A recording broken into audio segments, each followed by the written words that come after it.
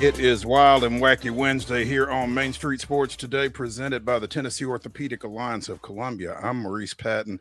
That's Wade Neely. We'll be here with you for the next couple of hours talking local, regional, and national sports topics. And really excited to do so here on this Hemp Day. Wade, what's up? What's happening, Mo? Man, good to see you. Good to be with you, and good to be with everybody. Like you said, big show today. We got a lot to tap into. Smack dab in the middle of the week. It's about 1,000,000,000 degrees. We got the 4th coming up at the weekend. We are right in the middle, right kind of where we're supposed to be, if you ask me. And as we look out, no rain clouds in the sky, which is always good. That is always good. Yeah, I think that should be the case pretty much for the rest of the week, which is good because I got some Summer League baseball to get to this weekend. Post 19 down in Columbia hosting their annual Independence Day Classic. They call it an Independence Day Classic, but it's a 3-day affair, Friday, Saturday, and Sunday. If you want to see some Summer League baseball, get on out to Columbia State, Mount Pleasant High School this weekend. Check out some older teenagers getting after it from across the southeast. Should be fun. Yeah, looks good outside right now. Again, supposed to continue through the weekend. Hopefully that'll be the case. Bad day to be a piece of grass out in my yard. We got half done now. We're gonna do the other half later. It's a rough go for the grass out there in the world because we're coming. You're taking care of it, huh? Yeah, there you go.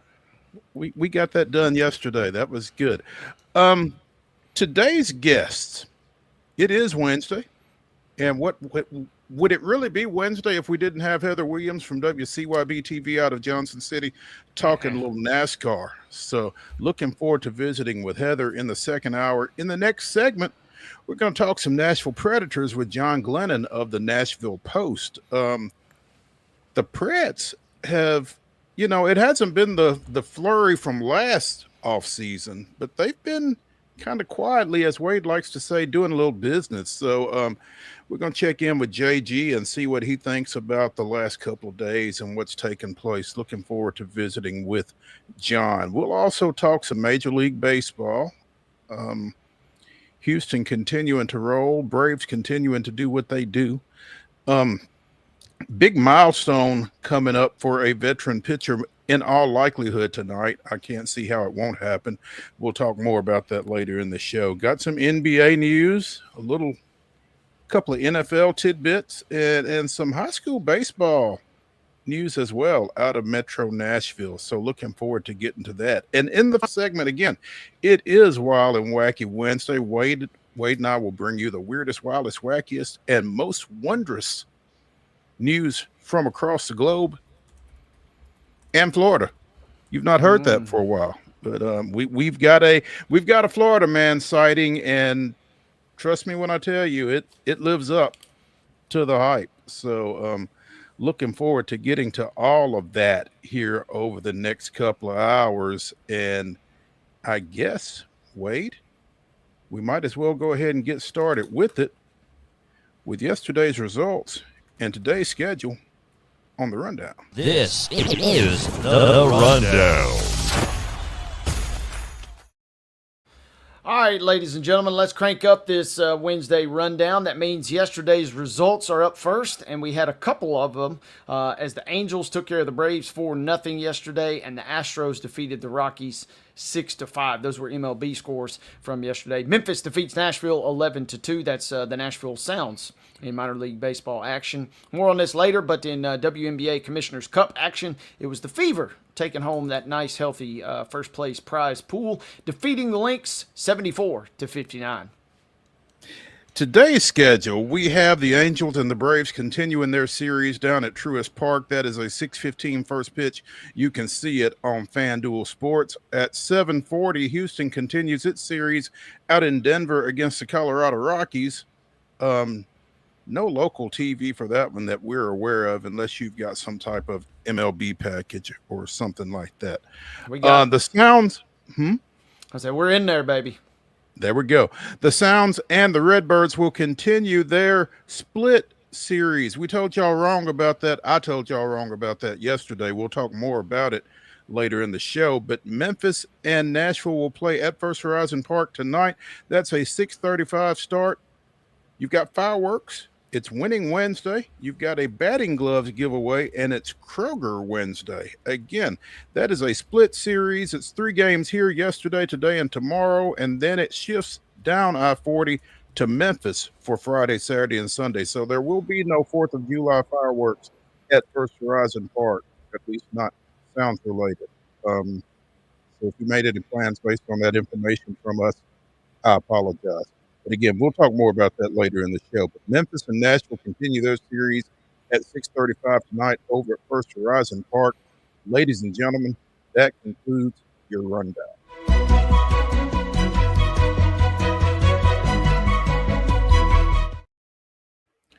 Your top story brought to you, as always, by the fine folks over at Piggly Wiggly in Neely's Mill in Columbia. Be sure and check out their delicious daily deli lunch options, available from 11 a.m. until 6 p.m.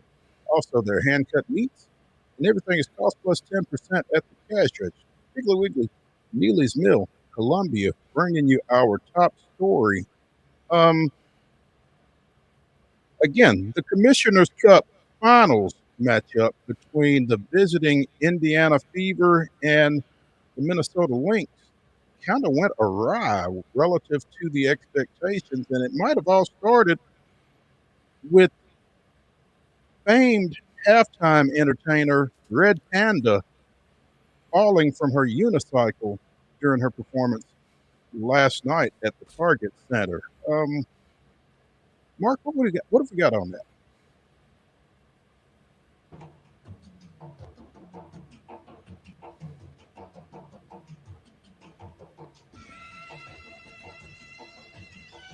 Uh-oh. Ouch. That's not great.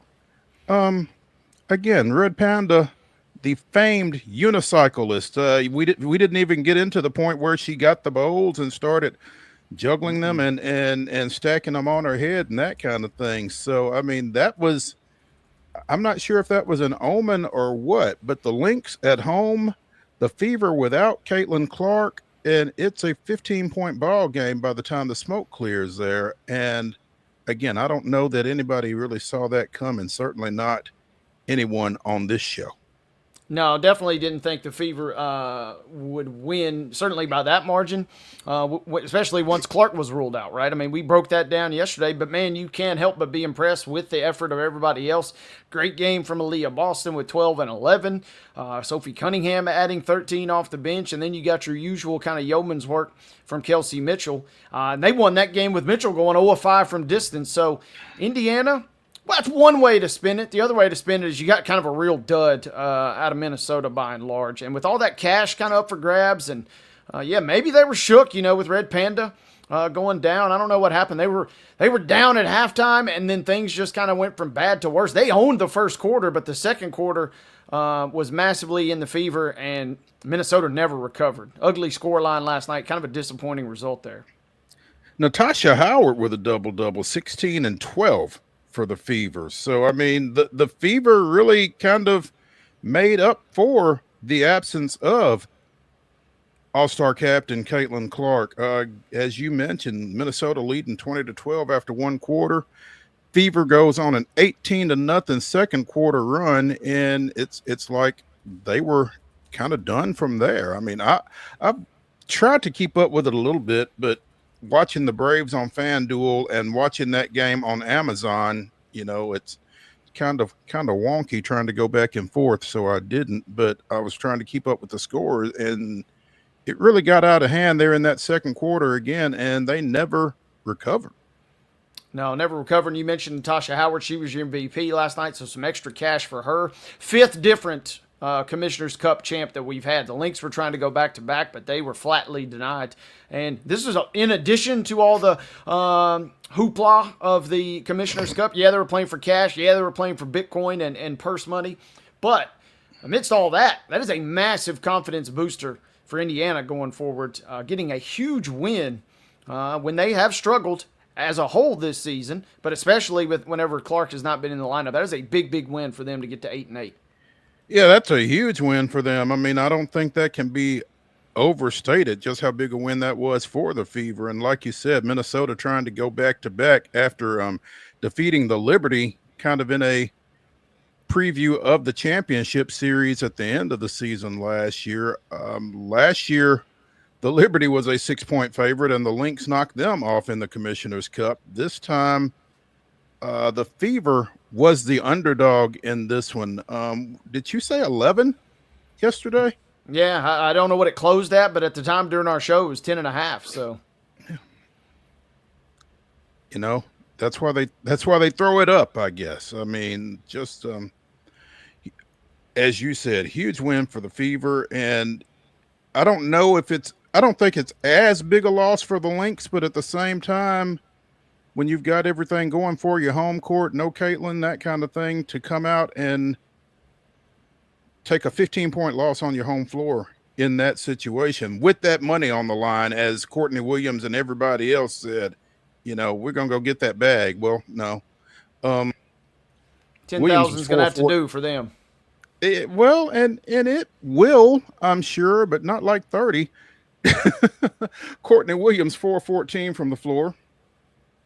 Kayla McBride, 1 of 7 from the floor. And whenever Alana Williams is leading the Lynx offensively, finishing with 15 points, that probably does not bode very well for them. No, doesn't bode well for them. And I mean, we've kind of broke it down a little bit, but I mean, without watching the game, I mean, you just look at the numbers and you kind of can't help but be a little disappointed. Not the best performance from your likely MVP in Nafisa Collier, 12-9, which speaks to her level of play, right? I mean, the fact she has 12 points, 9 rebounds, and we're like, not your best effort, that tells you what kind of level she's playing at. By and large, just not a great night for Minnesota. I mean, hey, yeah, 2 ways to look at it. Yeah, you can get really hyped up and you can want the money. The other way to look at it is, we got a little bit of a break here, and let's not freak out after one game, kind of like you mentioned a moment ago. But thoughts and prayers. Thoughts and prayers though to Red Panda, man. I'm looking. She earns about $5,000 in appearance, and NBA's out, so WNBA probably is what she's banking on right now. Time is money right there, and she's out. Yeah, that's not a good sign at all. I mean, the way she landed, I don't know if it's they had to wheel her off eventually, so I don't know if it's a leg injury, I don't know if it's a wrist injury, I don't know if it's both of the above, but that's not great at all for Red Panda. A legend, man. You hate to see that. Yeah, it'd be tough. And this, you wonder how long she's going to go. There's a report back in 2015 from the Washington Post that, at one point back then, she was reportedly mulling retirement. And so I don't know if, desperate for cash or, maybe just wanted to get back in the craft. But we need to keep her going. That is the best part of having the league pass and last night, they gave a little dose on national television. But they run the in-house broadcast. You don't get any halftime show, any studio stuff. You just get what the fans in the arena get. And when you get to see Red Panda, it's like you're at the game practically. So, a fan favorite to say the least. We need her back soon, and she also needs that paper coming in. Oh, it wasn't just the Lynx that lost some cash last night. Well, hopefully she got a guarantee. I mean, she was on the floor, but yeah. Did her first hope her contract was tight. If you don't finish the performance. Ooh. Then you're kind of at the mercy of the venue there. Yeah, that could get kind of nasty. Hopefully we don't see Red Panda and the Lynx in court after she had to be taken off the court. Wet spot on the floor? I mean, yeah, who knows? First NBA game was in 93, to your point. So she's been at it for a minute. She's kind of one of the OGs of halftime entertainment. So wishing her the best.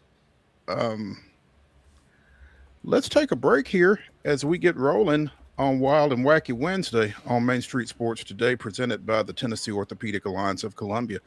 When we come back, we will be joined by John Glennon of the Nashville Post, talking a little hockey, specifically the Nashville Predators. Stick around.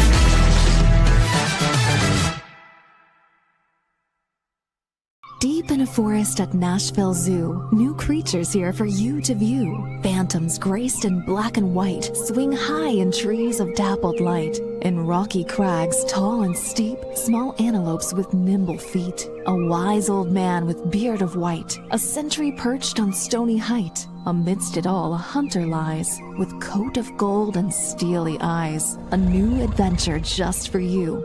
Leopard Forest at Nashville Zoo. Open now. Busy bee, yeah, busy bee. If you need Hold on, y'all, hold on. I need to make a call. Hey, this is Brianna with Busy Bee. I'm giving you a call to let you know your technician is on his way. 333. Busy bee. Guys, not yet. Not yet. Busy bee, oh, Now busy I'm ready, bee. guys. Call 775-7833. Custom Stone Handlers supplies over 600 distributors and suppliers with quality stone products. Along with Riverstone, we produce and distribute over 100 building, landscape, and other bulk products. Our goal is to provide quality products, service, and partnerships to ensure our customers' success. We firmly believe the measure of any person or company is how you treat other people and customers. Give them a call at 931-490-4990 or visit CustomStoneHandlers.com.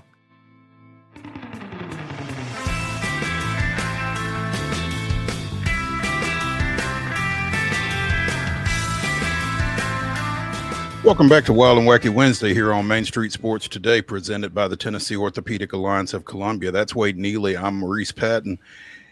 In our final segment, we'll be bringing you the weirdest, wildest, and wackiest news from across the globe. Right now, though, we're going to tee up a little hockey talk as we await the arrival of the Nashville Post's John Glennon. Mentioned on yesterday's show, or maybe the day before, I guess it was Monday, because over the weekend, the Predators traded for Vegas defenseman Nick Hague. They followed that up with a free agency signing here in the last 24 hours of yet another defenseman, Nick Perbix, formerly of the Tampa Bay Lightning, signing a 2-year, $5.5 million deal.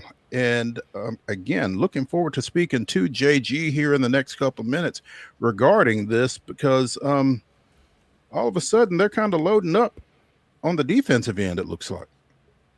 Yeah, it's going to be, for a team that seemingly had its issues at times scoring, putting the biscuit in the basket, for seemingly had issues at goalkeeping and net minding at times, and then also a team that just flat out had defensive issues occasionally. They got a lot of holes, and how do you prioritize that will be a fascinating decision, but it seems like they kind of are at least starting at the back. Yeah, and I believe we now have John with us, John Glennon from the Nashville Post, joining us here on Main Street Sports Today. JG, what's up? What's going on, guys? How are you? We're doing well, man. Just kind of talking about the Preds offseason here a little bit, following up the weekend's trade to acquire. Tell me something. I'm not the biggest hockey aficionado there is, but 6'6", 245 on skates. How big is that, John? Relative to? That's one of the biggest Predators you will have. Probably in franchise history. You pop that guy up on skates, and you're not too far off from 7 feet tall as he's rolling around out there. And then when you add the other player, the guy they signed in free agency, Nick Perbix, is not a small man at about 6'4", 206 pounds too. So, a Predators defense that last year was probably a little on the smaller side for the most part. All of a sudden at least has a little more size and a little more bite, a little more snarl to it this year. You feel like that's by design? Yeah, I think it definitely is. Barry Trotz, GM, yesterday talked about how sort of all too often last year, this was a team that one of the things they didn't do enough of was block shots. That's one thing that these guys are not afraid of. They'll step in front of pucks. They will also, to use a phrase that Barry Trotz liked, they're pretty good at clearing the porch, if you will, which means keeping guys out of the crease, keeping guys away from their goaltender, pushing guys aside when it's necessary. So I think that'll help in that regard. And as I say, all of a sudden a defense that for the most part, tended kind of skewed towards smaller last year. Much different scene this time around. John, with that being said, to that point, is this a small mimic of what the Florida Panthers have kind of done, like really being aggressive on that forecheck and really kind of putting the pressure on you defensively? Because we've seen the offensive defensive capabilities of these guys and Yossi and what he can do, but it seems like they are going for the beef this year. Yeah, and I think what they ideally want is sort of a mixture. The two new guys are sort of the beefcake types, if you will, and they've also got a couple others sort of in the depth chart there, and guy like Andreas Englund, who great fighter we saw last year, one of the best Swedish fighters I've ever seen, kind of an unusual phrase. Mm-hmm. And Jordan Osterley has some size too. Got another guy they picked up on waivers last year. But I think what Barry Trotz looked at with this team, and I think as you guys were talking about as I jumped on this year, honestly, you could go both ways during this offseason. You could say we were terrible offensively, we got to get better offensively. Or you could say we were terrible defensively, we got to get better defensively. And I think it's easier to get better defensively. And Barry Trotz talked about the fact that, for a lot of years, his teams were this way. Most of the Barry Trotz teams didn't have a whole lot of offensive talent, but got by and were pretty successful playing defense first hockey. And I don't think they'll go to that extreme this time around, but I think what they see, what they need, what they want is more defensive commitment from this team, whether it's the forwards, whether it's the D-men also. So I think the Preds are saying, hey, look, we weren't able to necessarily get that much coveted center that we really need. There were precious few available in the free agent market. And other than that, you really, it's hard to trade for a really good center. It takes time to build some up through the ranks as well. So really weren't able to upgrade there. So as a result, how does he think this team is better? And how does the team look better now? Well, the hope is that it's going to be a better defensive team.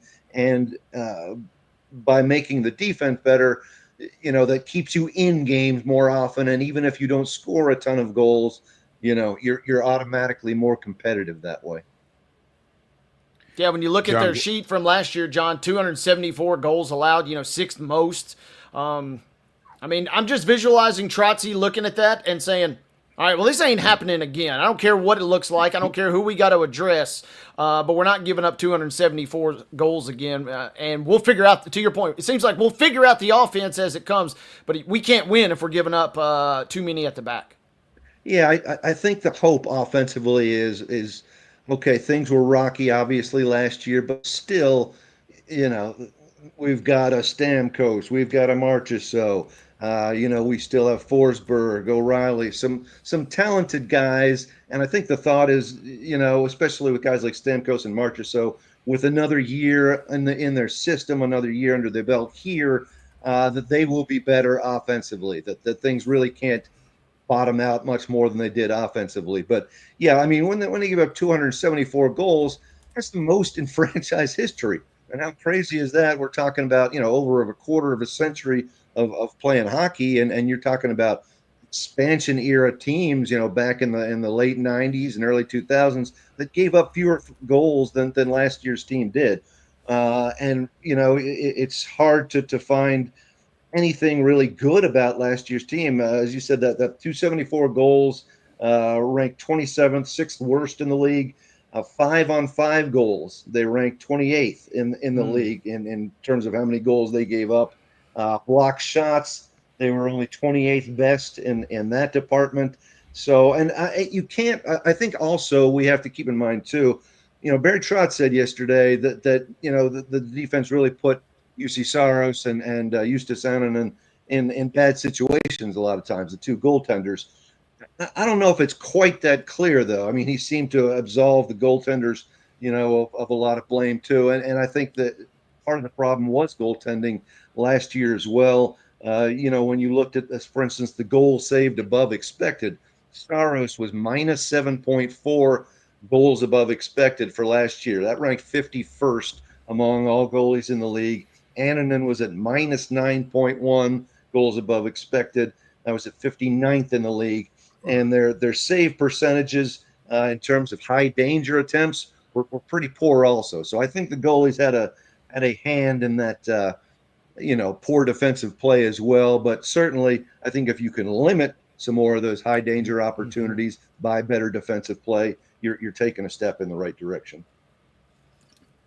John Glennon of the Nashville Post joining us here on Main Street Sports today. John, do you expect them to make any more blue line acquisitions, or does the focus now shift with Haig and with Perbix now in tow? I suspect the latter. Barry Trotz kind of left it open yesterday, sort of said, we're not necessarily done, but, don't expect necessarily big names either. So I would, rule out the top free agent available right now certainly is Nikolai Ehlers from the Winnipeg Jets, high scoring forward. Certainly would look great, in a Predators uniform.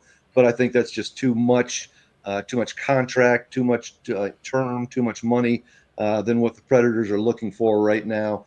If they're looking for a center, probably the best guy available right now is a guy by the name of Pius Suter. He did have 25 goals last year. Before that, he probably had 5 or 6 seasons in the league. He'd never scored as many as 20. So, you're not sure about consistency. I would think the Predators would at least kick the tires on Suter, see what his potential with signing with Nashville is. But you look on defense, I think what the Predators really needed and what they got finally in Nick Perbix is a right-handed defenseman. They had much more left-handed defensemen than they did right, and they finally got Perbix to kind of balance out the scales a little bit. I feel like they would welcome probably another right-handed D, but when you look at what's left on the free agent market now, right-handed D were very few and far between, and the Predators probably got, about as much as they could expect in that department. Talk about the draft for just a second, because you've got a piece up on the website, NashvillePost.com, referring to the first-round pick, Brady Martin. Barry's not ruling out the possibility of him showing up in Nashville at some point this year. Now, it's rare that a kid that young shows up in the NHL in his first season coming out of the draft, but what is it that they like about him to that point?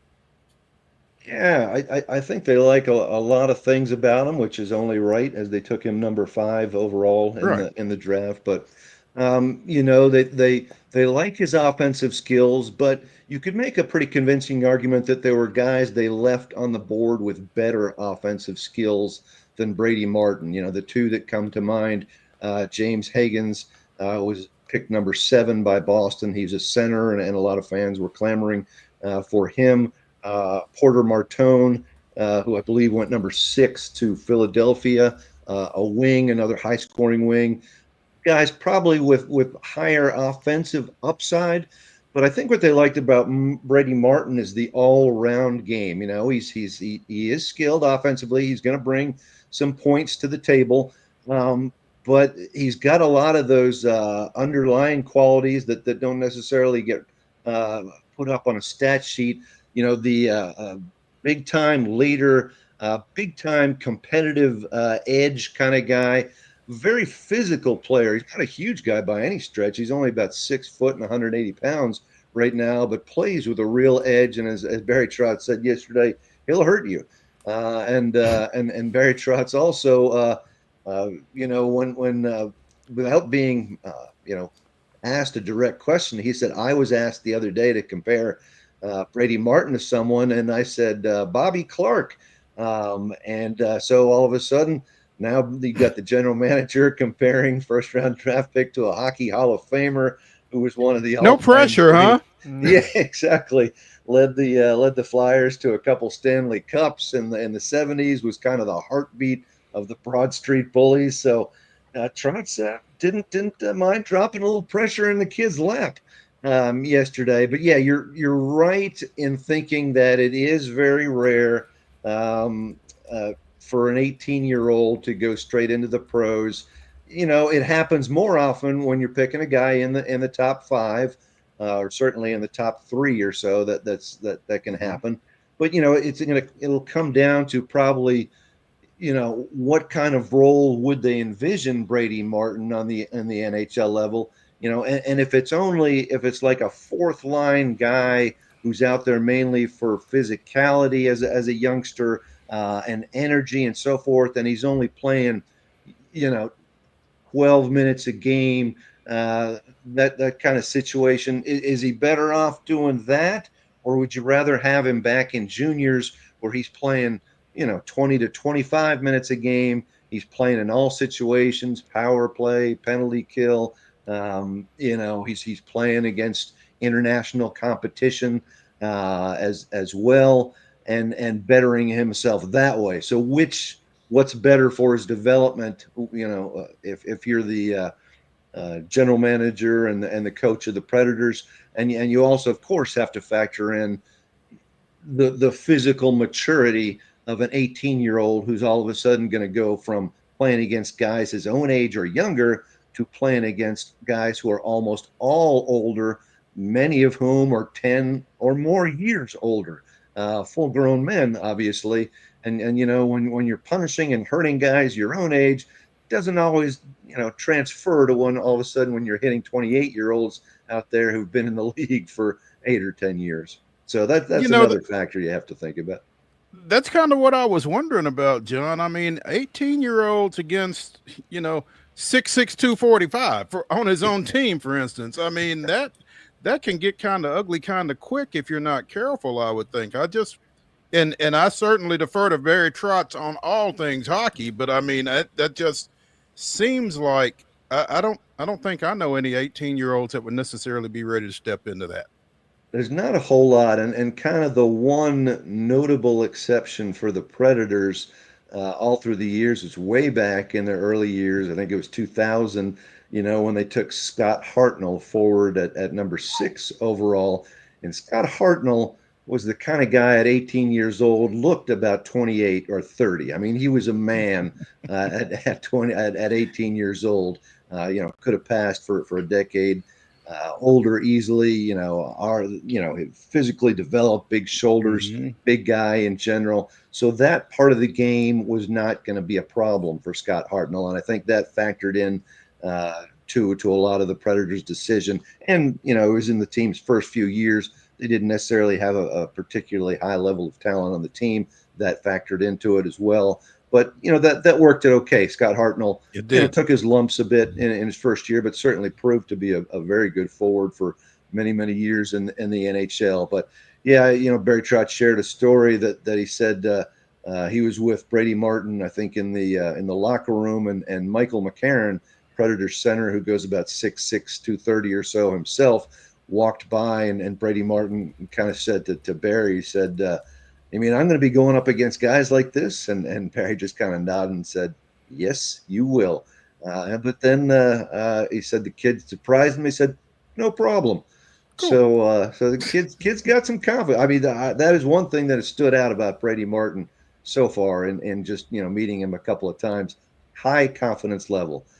There's no doubt about that. But again, is it what's best for his development, or are you better off being patient for another year, letting him play a year in juniors, developing physically, developing his game by playing high end minutes and in all situations? Maybe that's the better way to go, but we'll see. We'll see what happens in training camp. John, with that kind of being said, do you like the pick? It does seem like there were maybe some more instant ready or, instant high end level players when the Preds did pick at 5. It seems like the organization kind of tried to thread the needle. Okay, Brady Martin could pan out in a couple years at a really high end level. I mean, when you're comparing a guy to Marchand and Bennett, we're talking about a pretty solid pick. But I'm just curious, did they nail the pick at 5 in your mind? Or is it just, it's too early to tell, I suppose, right? Yeah, too early to tell for sure, obviously, but I didn't mind it honestly that much.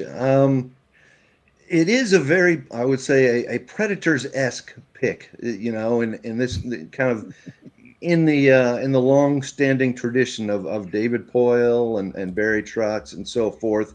When they see guys who have this edge and this competitive desire and so forth, they like that a lot. And a gritty player and a gutty player and a tough. They tend to favor those types of players, always have, over kind of the pure skill upside. And I think that's what you saw here. As I mentioned before, a guy like a James Higgins in Boston College, the center had, great puck skills and vision and looks like he'll be a great playmaker. Didn't get as high marks in sort of like the competitive edge level, the desire, the leadership and so forth. And Porter Martone was a wing with certainly some great skills, but I think they kind of fell in love, with Brady Martin, and you guys have probably already seen the backstory already. This is a kid who grew up on a farm in Ontario, over 2,000 acres, and he and his siblings are active participants in the farm every day. And in fact, Brady Martin stayed home from the draft to watch it at home instead of going to Los Angeles where the draft was held, because he wanted to be with his family on the farm to record the big moment there. But I think they fell in love with the person as much as the player, and I can see it. I can see it to some extent. You need those kind of guys on your team. The only question is, you don't often, at least in the Predators situation, you don't often get a chance to pick that high. And when you do you say, okay, we might give a little bit of that up for a guy who can just flat out score goals or play make, or do you stick with a guy who's going to lead you, hopefully, I guess, through thick and thin in years to come? I don't hate the pick, honestly. I do think there's enough offensive skill that he'll be productive, and that he brings a lot of other things to the table as well. Hey, real quick, I do love, it also seems like maybe they got some engineering skills in the family, because they rigged up the flat screen television on the farm on the top of that tractor and had like 30, 40 people out watching it. I mean, that's as good as it gets. And it seems like everybody ended the night safely, which is kind of speaks to the quality of production they had there.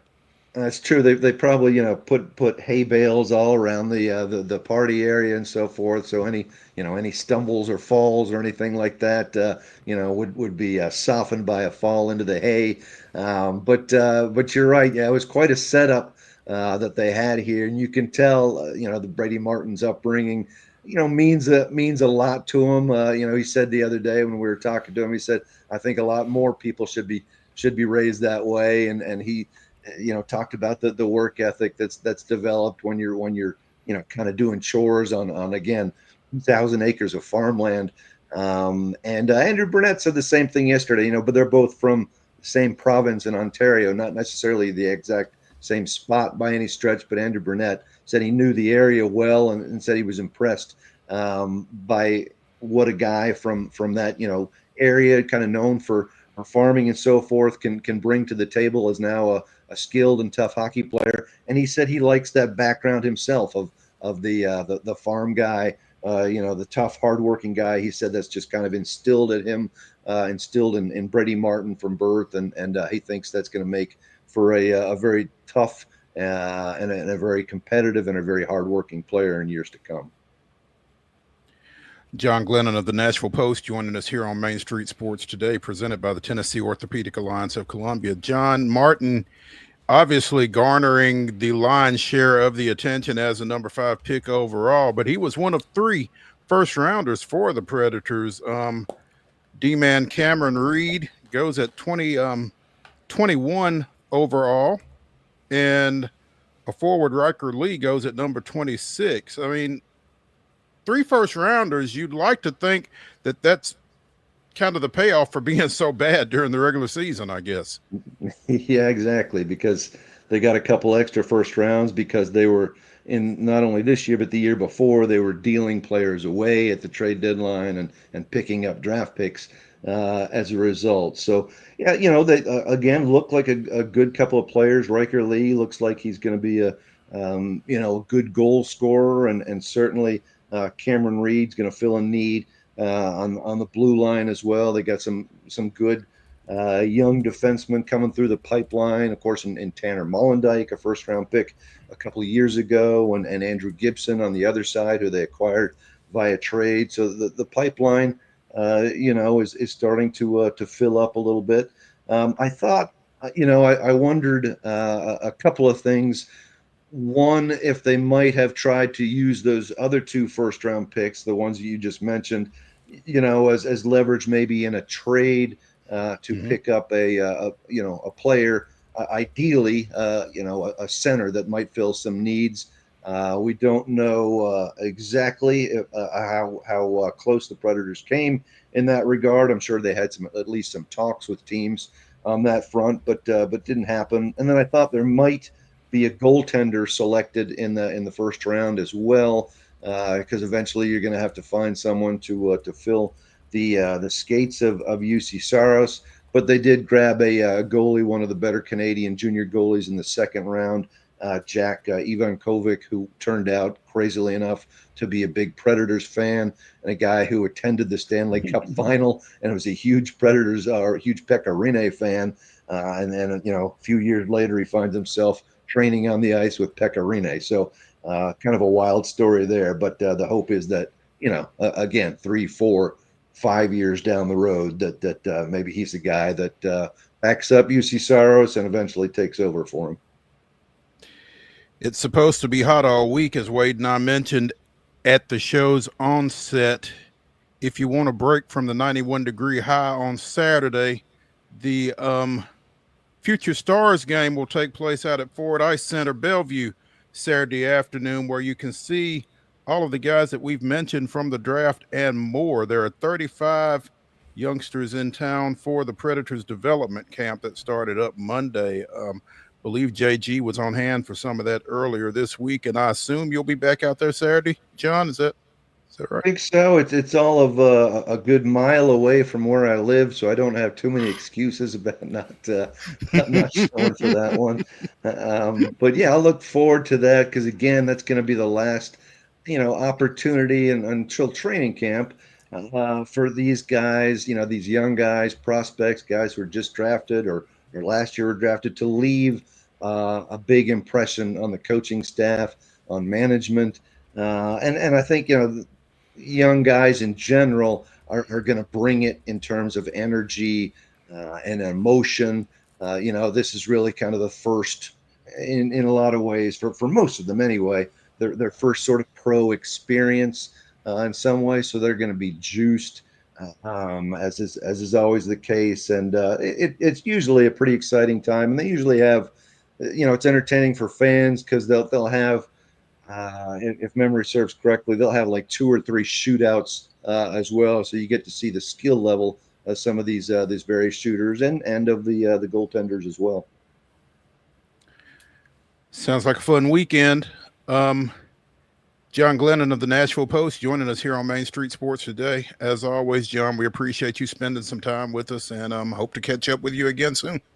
Sounds good. Thanks for having me, guys. Thank you, John. Absolutely. Let's take a break as we continue Wild and Wacky Wednesday here on Main Street Sports today. When we come back, we'll be talking a little baseball. Stick around.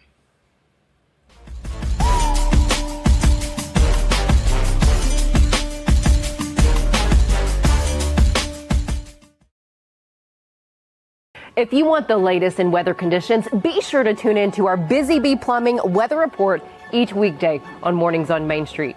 Brought to you, of course, by Busy Bee Plumbing, Heating and Air Conditioning. We will keep you updated on the latest conditions outside, like severe weather, heat, snow, rain, and even hail.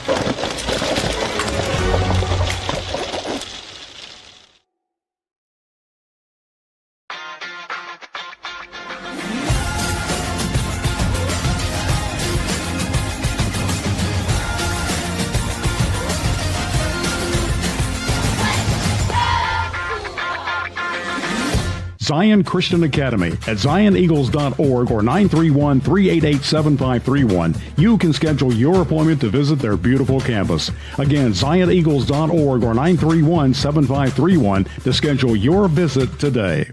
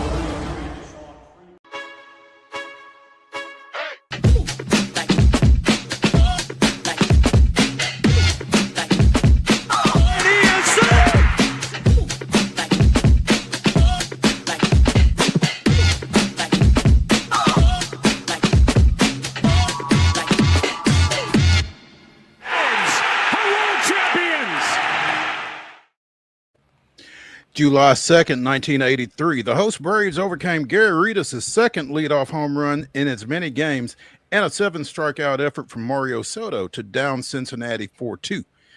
Bob Horner had a 2-out RBI, and Biff Pocoroba drove in 3 runs, 2 with his 4th-inning homer that virtually sealed the deal. Atlanta pounded out 10 hits in the win, while Pascual Perez struck out 9 in 7 1/3 innings and raised his record to 10-2. That was this day in Braves history. Much, much brighter days as the Braves were blanked 4-0 by the Angels last night. The Angels improving to 42-42 with that win. Atlanta falling 8 games under 500 at 38-46 with the loss. That was the 7th shutout of the year for Atlanta. In 14 out of 84 games, they have been held to 1 run or less to this point. And left a run at third base in the 5th inning. Michael Harris, who sat 2 games over the weekend because of his offensive woes, got the start in center field last night, had a 5th inning leadoff triple. The Braves follow with an infield pop, a Ronald Acuna strikeout, 1 of 4 on the night, an intentional walk to Olsen after they got to 3-1 on him, just decided not to mess with him, and a fly out by Marcell Ozuna to end the inning. So situational hitting, hitting in general, but certainly situational hitting right there kind of lacking for the Braves. Austin Riley 3 of 4 with a double last night. Another great starting pitching effort squandered by the Braves as Grant Holmes goes 6 shutout, strikes out 10.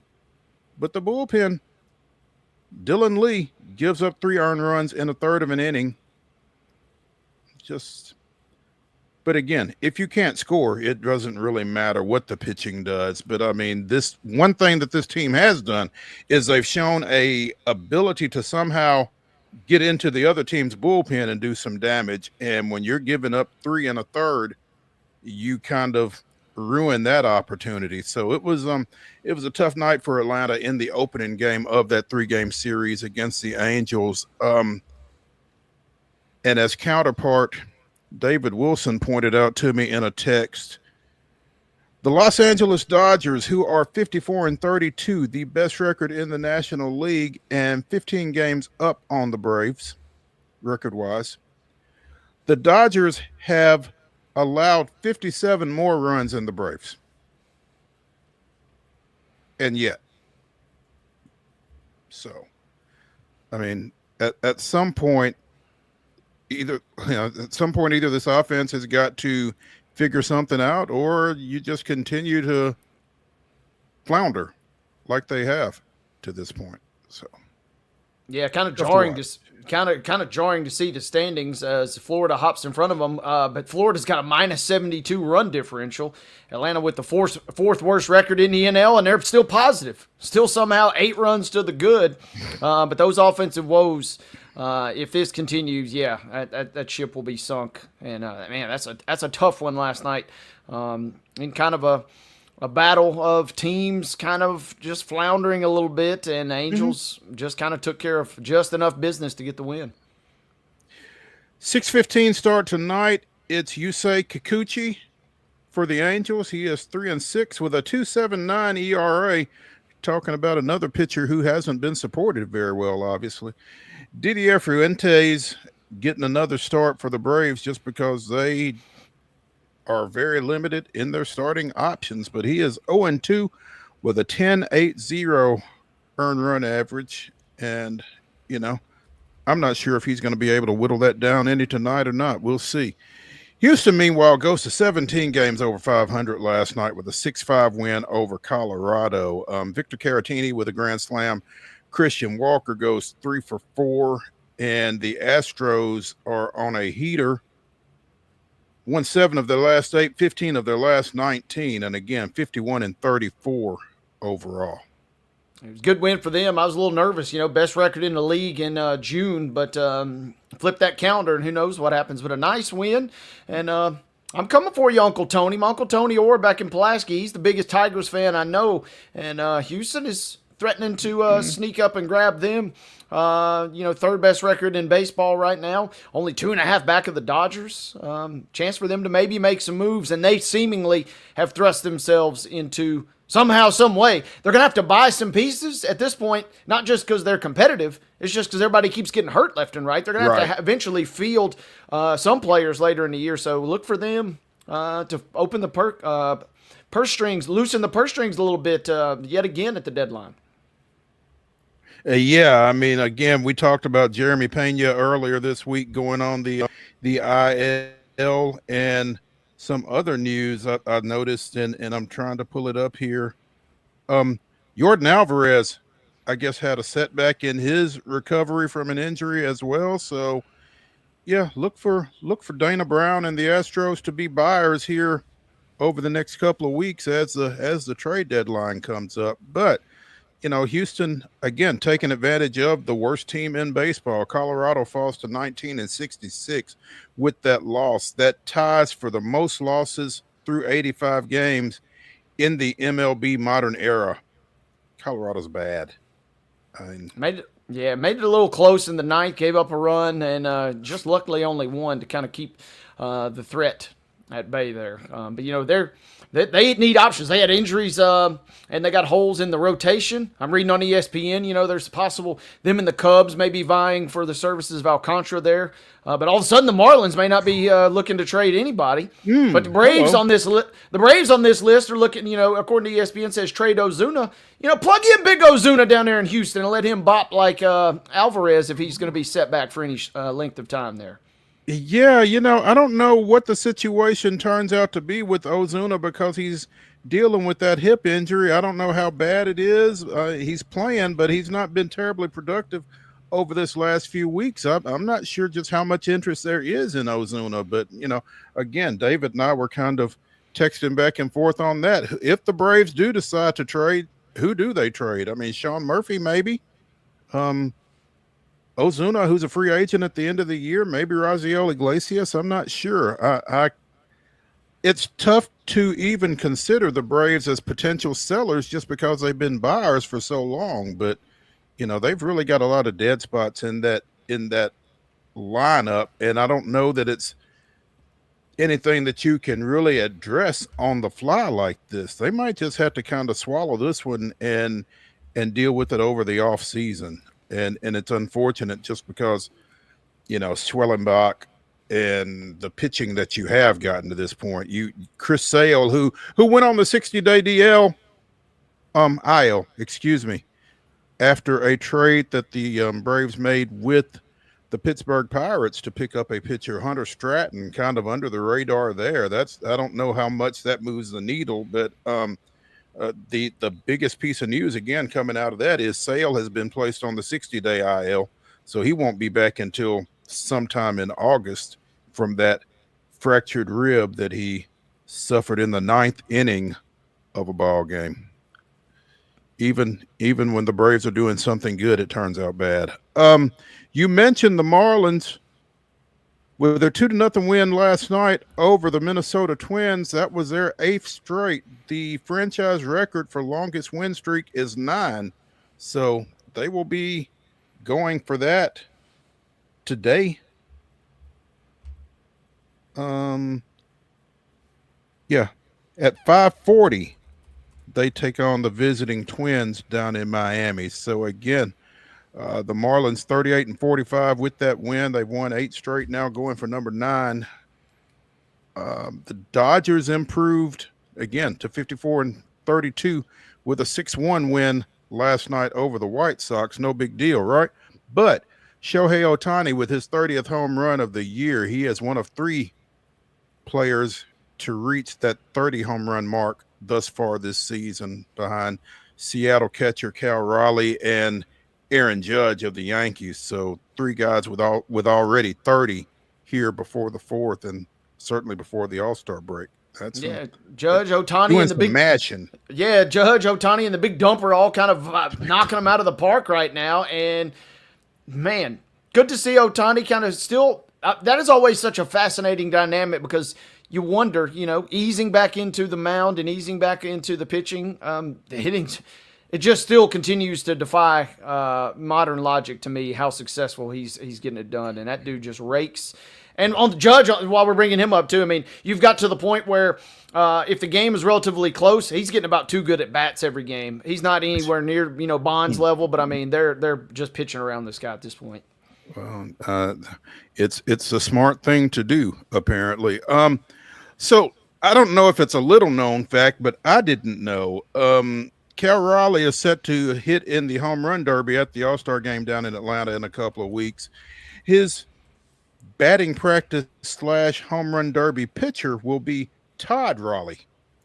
And some UT fans will be familiar with that name because he is the former baseball coach of the Volunteers. I did not know that was his dad, but apparently it is. So as awry as things went for the Raleigh family in Knoxville, they got something right, because the big dumper is crushing balls left and right.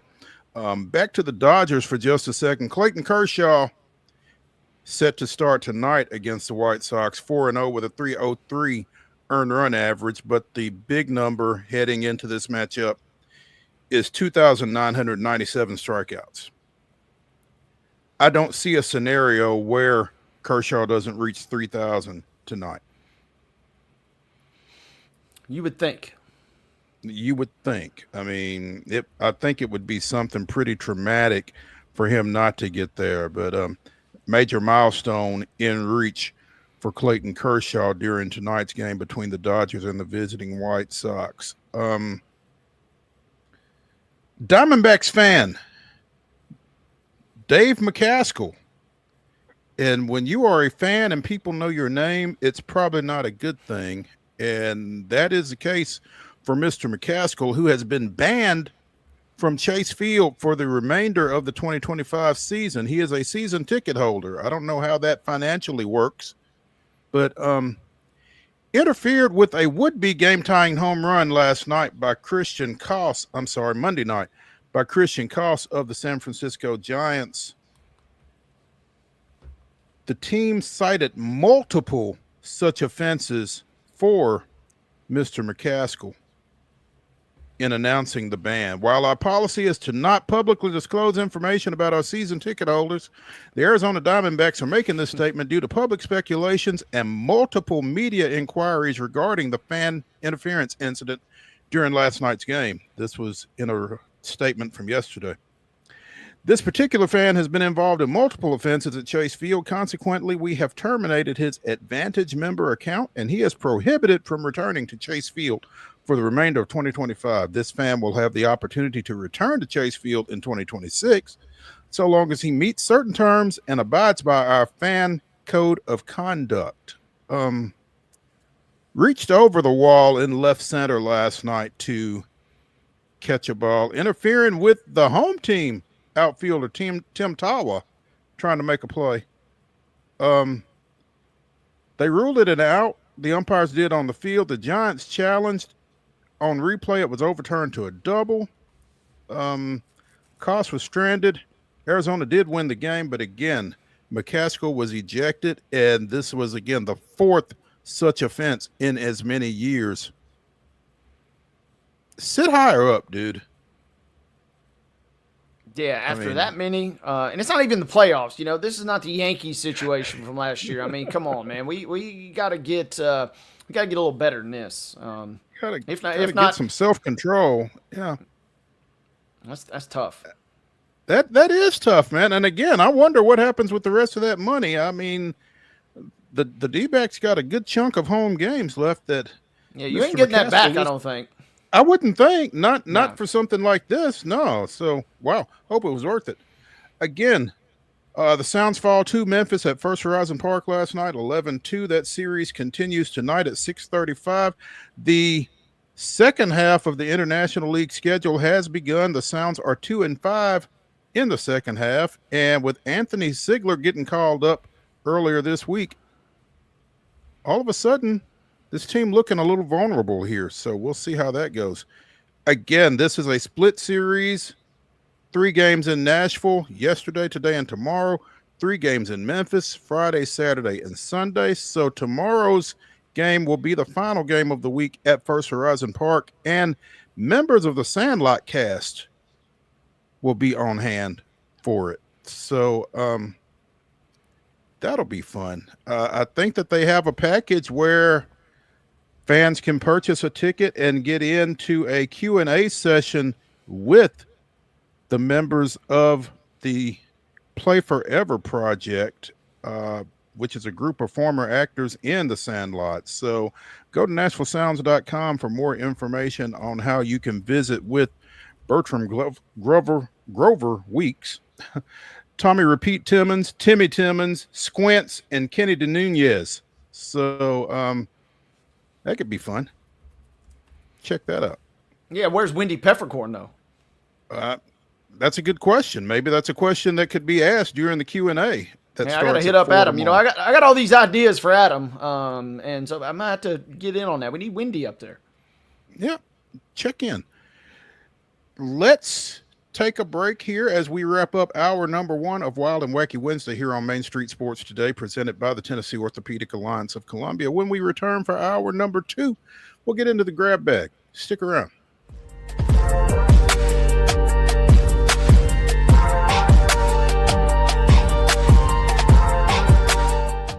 Jones & Lang Sporting Goods here in Columbia has been outfitting teams, officials, and anybody else from T-ball to college for 50 plus years. Be sure and check them out at 931-388-8060 or online at jonesandlang.com. Jones & Lang Sporting Goods, the look of a winner. Zion Christian Academy at zioneagles.org or 931-388-7531. You can schedule your appointment to visit their beautiful campus. Again, zioneagles.org or 931-7531 to schedule your visit today.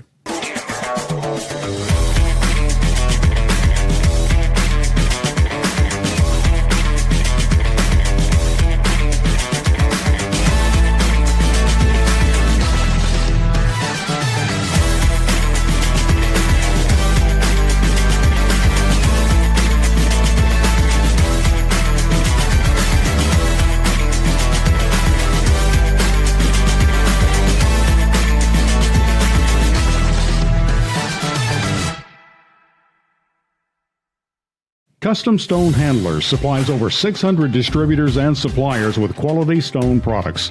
Along with Riverstone, we produce and distribute over 100 building, landscape, and other bulk products. Our goal is to provide quality products, service, and partnerships to ensure our customers' success. We firmly believe the measure of any person or company is how you treat other people and customers. Give them a call at 931-490-4990 or visit CustomStoneHandlers.com. Piggly Wiggly, located in Neely's Mill Shopping Center, is Columbia's locally owned and operated Cost Plus 10 grocery store dedicated to serving the community with low prices and smiling faces. Piggly Wiggly offers fresh, hand-cut meats daily, as well as daily hot plate lunches from their deli counter. You're certain to see smiling faces and a helping hand when you're here at Piggly Wiggly. Come by and check out our fresh produce, high-quality meats, and more. Down home, down the street, we'll see you at the Pig.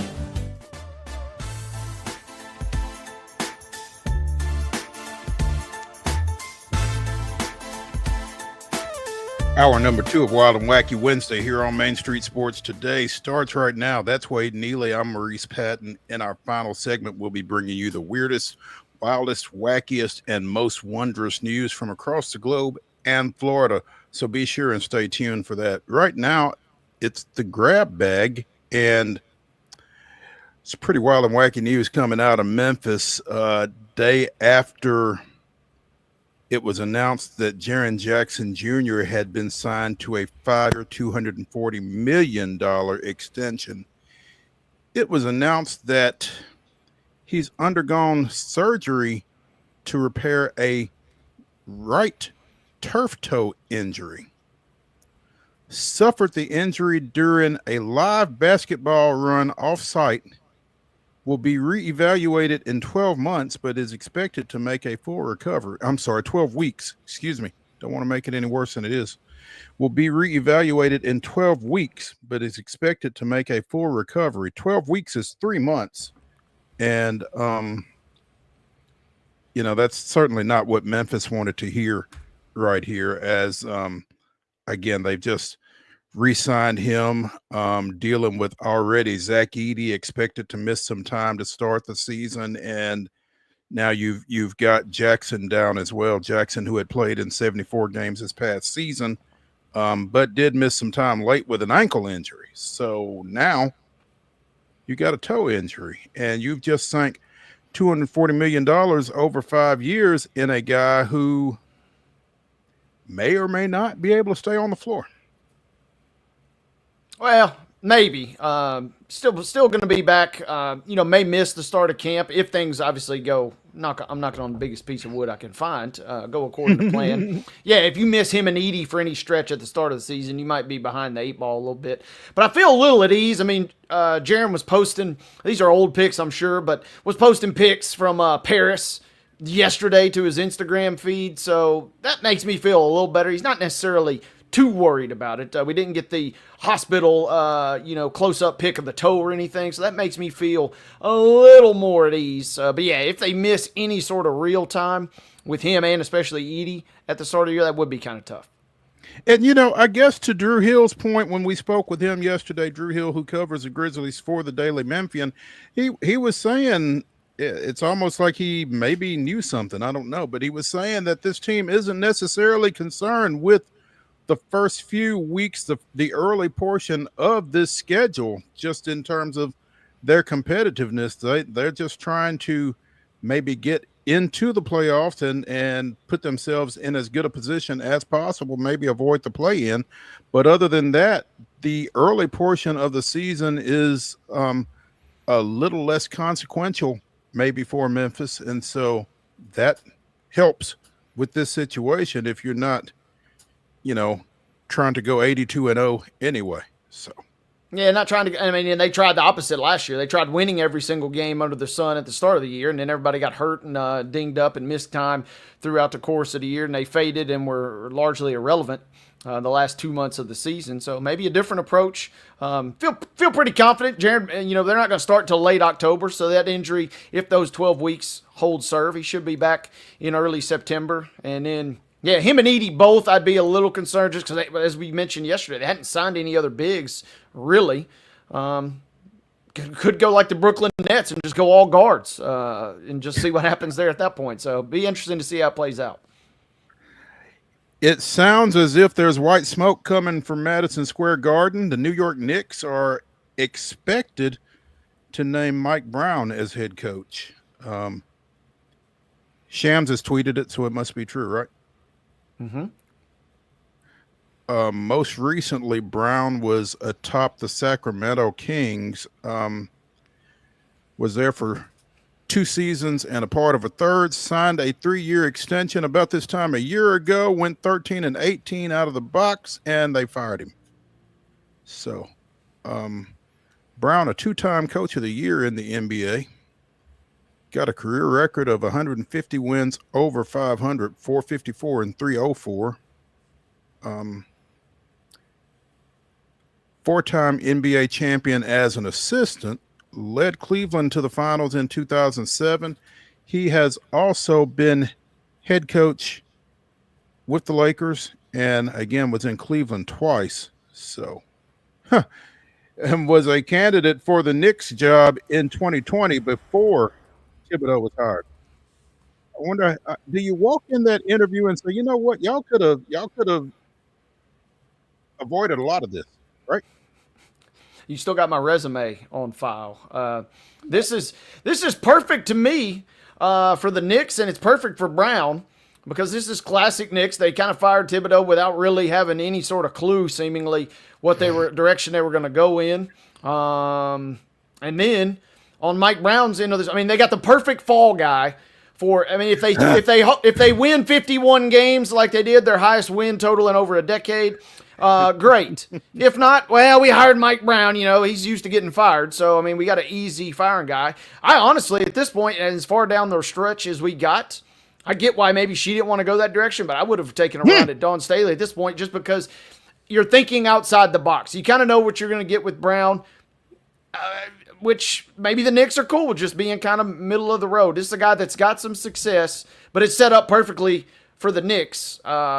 They can say, well, we didn't achieve what we achieved last year. No crap, you fired Thibodeau.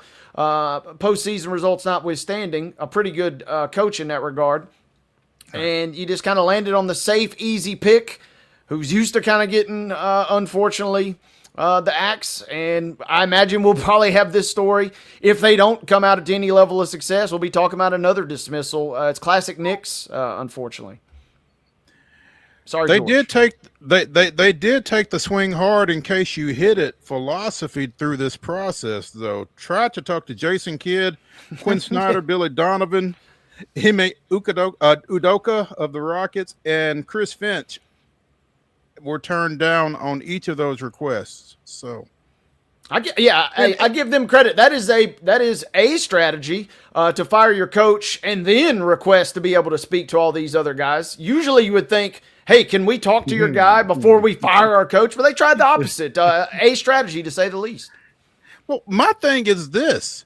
You see a guy get fired after winning 51 games and leading you to, what, the conference finals. Do you really want that?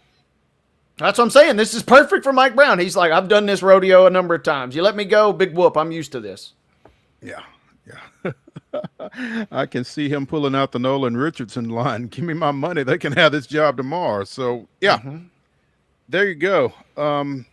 It's not official, but I mean, again, it is Shams official. Mike Brown to the Knicks. Amongst the flurry of free agency activity earlier this week, the Thunder have their guy under control for another 4 years at $285 million. That's $71.25 million per year for SGA.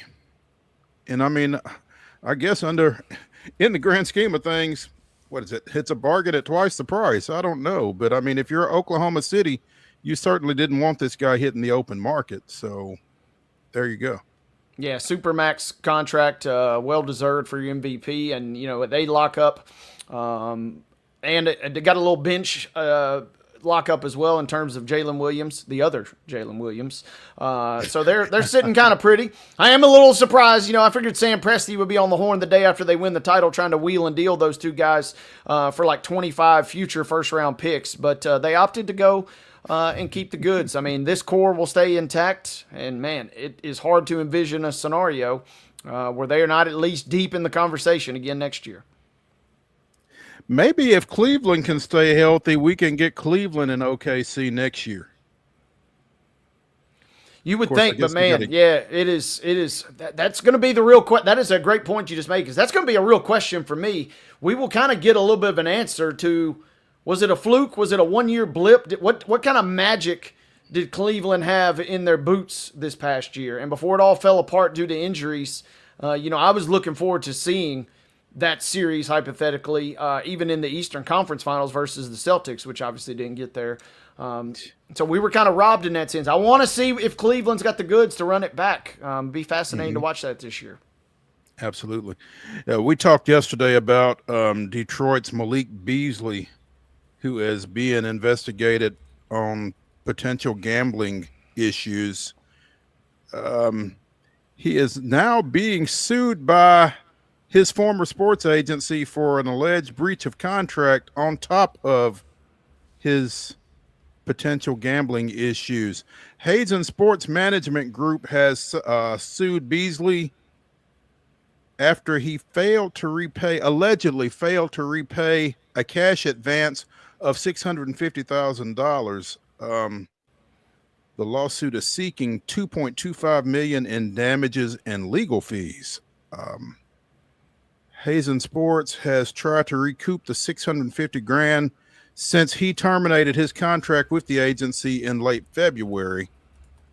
They've seen, quote, little more than drips and drabs of sporadic payments and vague promises to repay the balance over time. I said I'd pay you back. Yeah.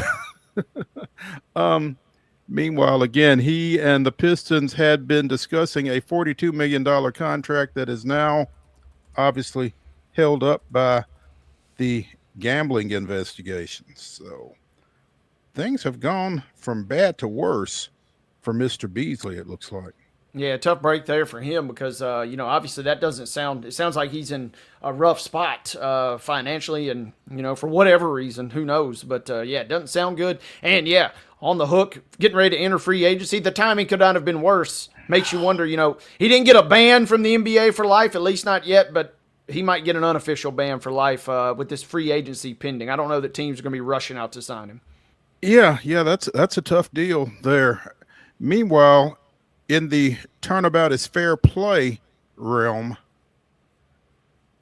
Mike Rucker, former NFL Pro Bowler for the Carolina Panthers, is suing his former financial advisor, John Kubler, who had managed the Rucker family's money for more than 2 decades. Apparently, Rucker is alleging that he and his family lost nearly $3 million in money that was invested into a Ponzi scheme. The SEC, that's the Security and Exchange Commission, not the Southeastern Conference, notified Rucker and his family that Kubler had been accused of running a commercial real estate Ponzi scheme, with his companies having raised $5.6 million in investor funds, with 4% of that money being invested. So, man. I mean, I don't know what kind of money Mike Rucker made over his career, but to find out that $3 million of it was lost in an illegal activity like that's got to be kind of bothersome. Again, Rucker played his entire career with the Panthers and is now in real estate in Charlotte and has got a suit pending over losing money in a Ponzi scheme. So, man, keep an eye on your money. Yeah, and like you said, 2 decades worth of family ties there. That ain't good. Slippery slope when everybody gets involved there, and the bucks start really being for big dog money. Yeah. Some good news coming out of the NFL. Randy Moss, who had to step away from Sunday NFL Countdown late last year, or middle last year, I guess, with some cancer concerns, is expected to be back for the entirety of the upcoming season. It's been announced. He did come back for the Super Bowl edition of the show last year after missing about 2 months, but he has announced, and ESPN has announced, that he will be back for the start of the 2025 season. Randy's return on Super Bowl Sunday was an emotional lift, not just for our team, but for the entire football community.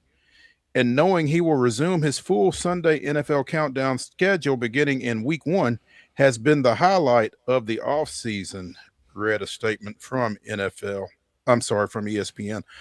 This will be Moss's 10th season with Sunday NFL countdown. And I'll tell you, it makes a difference when you've got a personality like his on the set and when you don't, I'm sure. So that's great news for everybody involved with that show, everybody at ESPN, and for the professional football community as a whole, I think. I mean, you're always going to be better off when Randy Moss is around.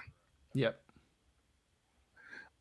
Finally, big news out of Metro Nashville High School baseball. Overton coach Mike Morrison resigned at the end of a 29-year run with the Overton Bobcats. He has been replaced by Overton graduate Derek Watkins. Pitched at Overton, went on to play at Kansas City, Kansas Community College and at Park University in Missouri, then embarked on a coaching career that included stops in the Houston high school ranks, Missouri Western State, and back at KCK Community College. So again, Overton graduate Derek Watkins has been named head coach of the Bobcat baseball program. Congrats to him. That's a pretty big deal. Obviously, Overton, one of the more storied Metro public school baseball programs. They've made a couple of them state championships. They've been runner-up a couple of times, and now Derek Watkins is at the top of that program. Be keeping an eye on that. Let's take a break here on Main Street Sports today as we edge closer to the final segment, Wild and Wacky Wednesday. Wade and I will be bringing you the weirdest, wildest, and wackiest news from across the globe and Florida. But before we do that, we'll be visiting with Heather Williams of WCYB-TV out of Johnson City, talking a little NASCAR when we come back.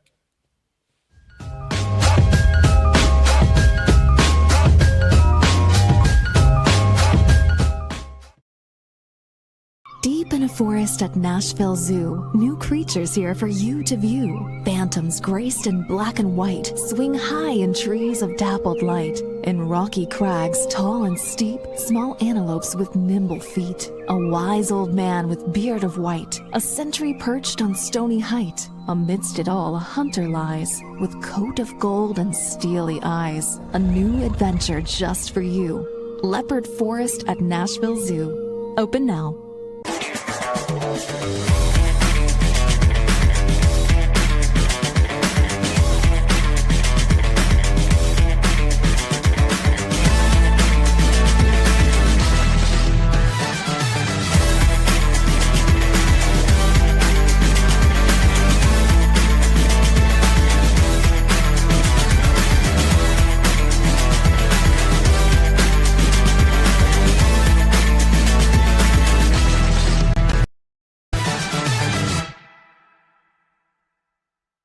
Jones & Lang Sporting Goods here in Columbia has been outfitting teams, officials, and anybody else from T-ball to college for 50-plus years. Be sure and check them out at 931-388-8060 or online at jonesandlang.com. Jones & Lang Sporting Goods, the look of a winner. Piggly Wiggly, located in Neely's Mill Shopping Center, is Columbia's locally owned and operated Cost Plus 10 grocery store dedicated to serving the community with low prices and smiling faces. Piggly Wiggly offers fresh, hand-cut meats daily, as well as daily hot plate lunches from their deli counter. You're certain to see smiling faces and a helping hand when you're here at Piggly Wiggly. Come by and check out our fresh produce, high-quality meats, and more. Down home, down the street, we'll see you at the pig.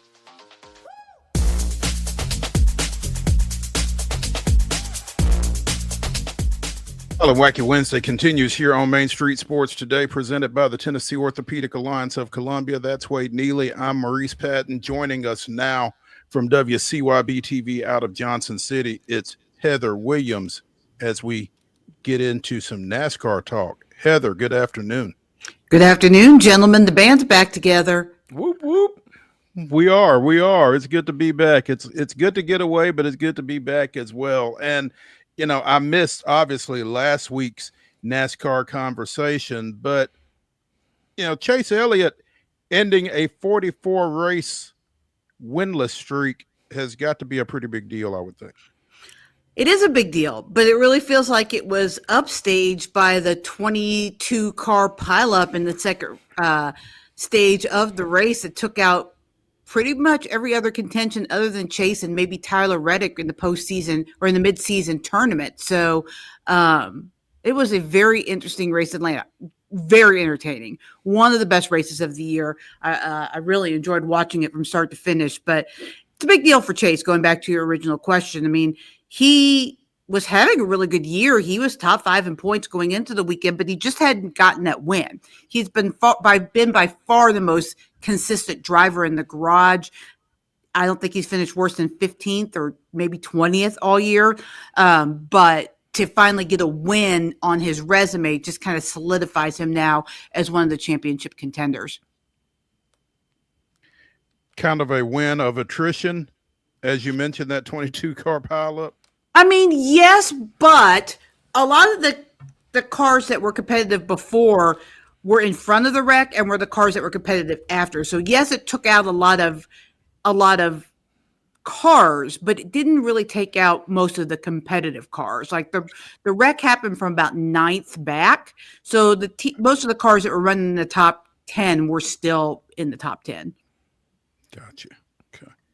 All right. But everybody's bracket was completely busted. I was just getting ready to ask, Heather, what was worse, the wreck on the track or the wreck in terms of everybody's bracket getting destroyed now? Well, there are no perfect brackets after one round. We took out the number 1 seed in Denny Hamlin. We took out the number 2 seed in Chase Briscoe, the number 4 seed in Christopher Bell. We took out Kyle Larson. I mean, Michael McDowell, who I thought was going to be a huge contender just because of the way that the track stacked up in this challenge. They were right in Michael's wheelhouse. It made a mess. Now, I will say this. I talked about this, and Wade can attest to this. I had a pretty strong feeling about it. I thought Denny Hamlin was going to go out in the first round. I felt pretty strongly about that just based on the way that he runs on super speedways in the new car and how Ty Dillon has run in the last year or so on super speedways. And Denny even said in this podcast, Ty was running against him the entire time. Yes, Denny got knocked out in that wreck, and so he kind of advanced by default, but it wasn't like Denny was running in front of him at the time. Ty, from the start of the race, at least to the point that the wreck happened early in stage 2, had pretty much been the better car. So it was fascinating. But on the flip side, while I did predict that, Christopher Bell was my pick to win it all, which goes back to our conversation we always have about as soon as I pick someone, they're doomed. So Bell was out even before the big wreck. He was out in a little mini dust up between him and Blaney early on. That was the tough part, Heather. I went to my near and dear neighborhood friendly sports book. I didn't have the guts to go with Dillon over Hamlin, but I did have the guts to go with Bell to win the whole bracket, and I kind of wish I had not done that at this point. But at least I don't have to sweat now. That was the only one that I did for the entire tournament. The rest were kind of just matchups, and that's all I'm looking at now. Yeah, and it is really interesting because there's only one driver left in the brackets that won, and it was the one that won this weekend. Obviously, he won his head to head in Chase Elliott, but every other driver that's won a race this year is already out of the tournament, which is crazy.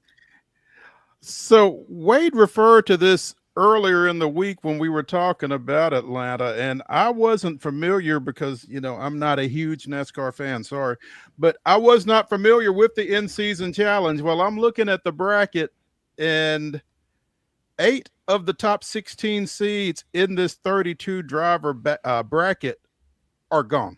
Yeah, oh yeah, so it's crazy. Point, it was a bloodbath. Yeah, at Atlanta in terms of this thing.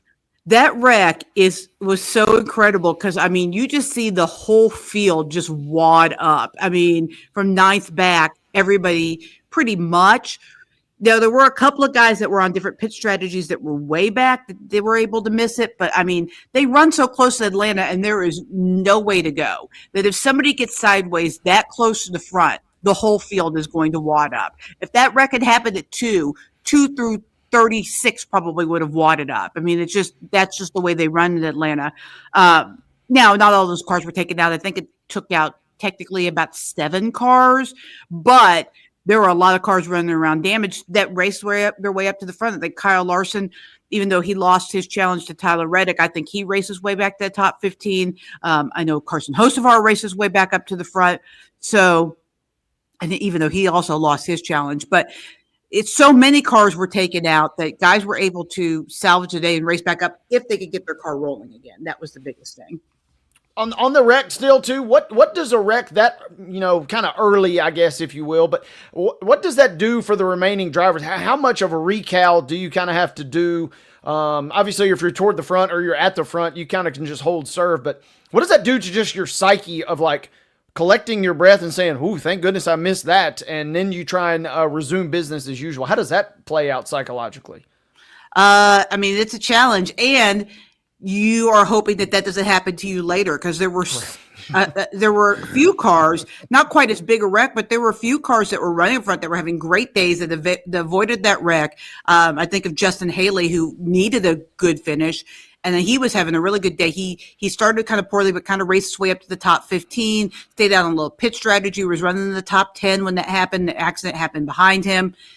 He raced his way up to, I think he even led a few laps, definitely was running in the top 5. And then all of a sudden, out of nowhere, he gets clipped from behind by no doing of his own by Ty Dillon. So he's sitting there thinking, and this was late in the race, I think with under 40 laps to go. He's sitting there thinking, oh my gosh, we're going to have we're going to have our best finish of the year. This is awesome. This is great. We raced our way up to the front. We avoid the wreck. And then all of a sudden you're taken out by someone else's doing. And that's Atlanta. And that's why the fans love it and the drivers pretty much hate it for the most part. Heather, I don't know how you get a driver to answer this other than, maybe injecting them with some truth serum. But when you see a wreck like that, and you mentioned you think about, you try not to get involved in one of your own later on, but how does that translate into what you're doing on the track? Are you racing with that in the back of your mind? Are you a little more tentative, or how does that impact you? Yeah, I mean, you do, but you can't really. Like, if positions on the track are so hard to take, you want to try to take them when you can, but maybe you don't force it 3 wide in stage 2. In stage 3 late, you might force it 3 wide. And I think that's what happened in the accident where Ty Dillon took out Justin Haley. I think he tried to just force it into a spot there really wasn't room for him in.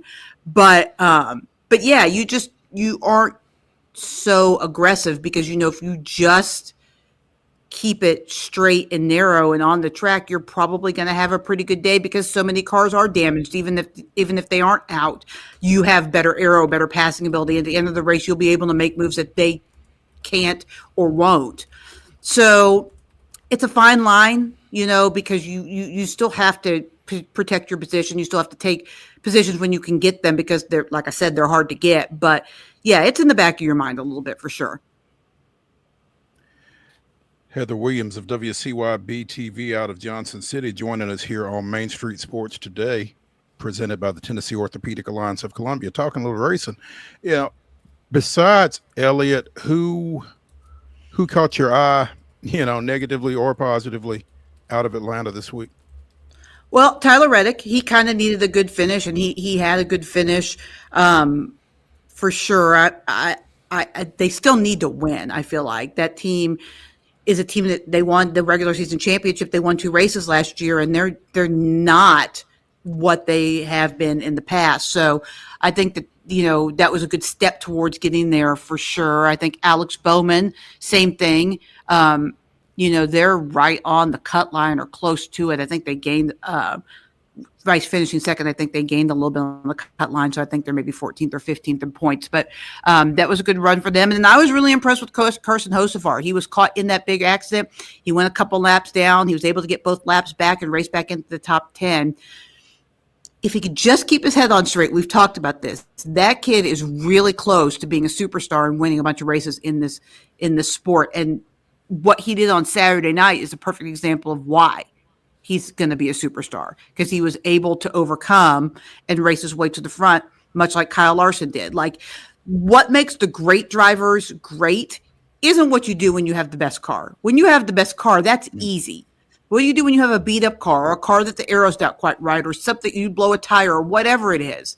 How do you recover and make a decent day out of a bad day? Because everybody can make a good day out of a good day. There you go. Heather, as I was, scanning across NASCAR.com, looking for the in-season challenge bracket, among other things, I came across a headline. Trackhouse Daniel Suarez mutually agree to part ways after Cup Series season.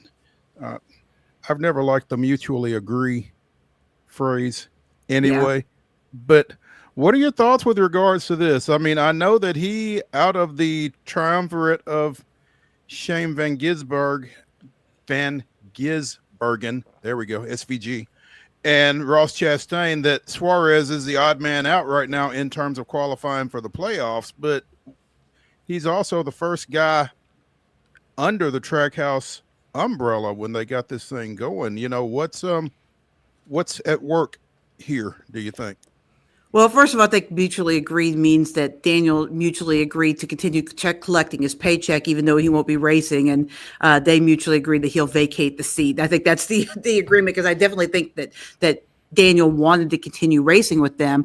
It's difficult, right? They have signed as a development driver, signed to a contract, a futures contract, if you will, a driver that is considered to be the next big thing, like the next Jeff Gordon or whatever, Kyle Busch, Kyle Larson, you name it, in Connor Zilisch.